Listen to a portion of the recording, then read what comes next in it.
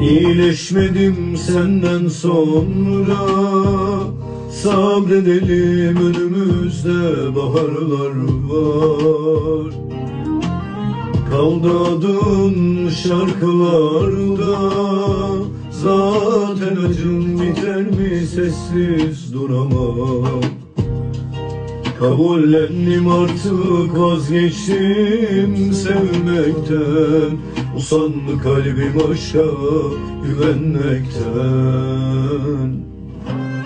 Yaptığım doğruysa, kader bizi bozduysa, teşekkürler artık seni affedemem. Yaptığım doğruysa, kader bizi bozduysa, teşekkürler